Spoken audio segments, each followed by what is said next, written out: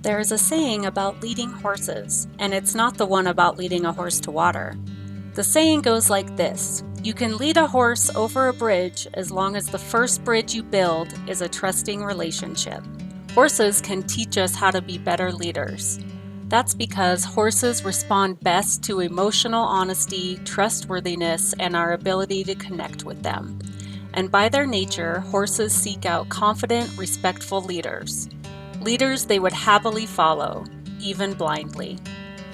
One afternoon-long equine-assisted workshop can teach as much about leading authentically as an extended leader development course.